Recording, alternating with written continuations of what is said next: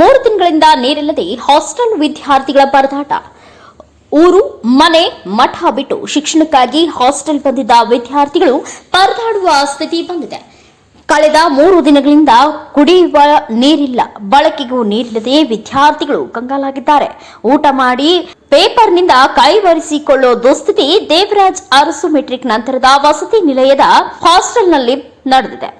ಇಂದು ಪುರಸಭೆಗೆ ಹಾಸ್ಟೆಲ್ ವಿದ್ಯಾರ್ಥಿಗಳು 20ಕ್ಕೂ ಹೆಚ್ಚು ವಿದ್ಯಾರ್ಥಿಗಳು ಬಂದು ಆದಷ್ಟು ಬೇಗನೆ ಮೋಟಾರ್ ರಿಪೇರಿ ಮಾಡಿಸುತ್ತೇವೆ ಒತ್ತಾಯ ಮಾಡಿದ್ರು. ಹಾಸ್ಟೆಲ್ನಲ್ಲಿ ವಾರ್ಡನ್ ಡಿ ಗ್ರೂಪ್ ಸಿಬ್ಬಂದಿಗಳು ಪುರಸಭೆ ಅಧ್ಯಕ್ಷರಿಗೆ ಮನವಿಯನ್ನ 2 ದಿನ ಹಿಂದೆ ನೀಡಿದ್ದಾರೆ. ಆದರೂ ಸ್ಪಂದನೆ ನೀಡಿಲ್ಲ. ಆದ ಕಾರಣ ನಾವುಗಳು ಪುರಸಭೆಗೆ ಬಂದು ಮುಖ್ಯಾಧಿಕಾರಿ ಹಾಗೂ ಅಧ್ಯಕ್ಷರ ಗಮನಕ್ಕೆ ಇನ್ನೂ ಒಂದು ಸಾರಿ ತರಬೇಕು ಅಂತ ಬಂದಿದ್ದೇವೆ ಎಂದು ವಿದ್ಯಾರ್ಥಿಗಳು ಆಕ್ರೋಶ ಹೊರಹಾಕಿದ್ದಾರೆ. Manjunath Kumbar, NKS TV4 news, Mudgal.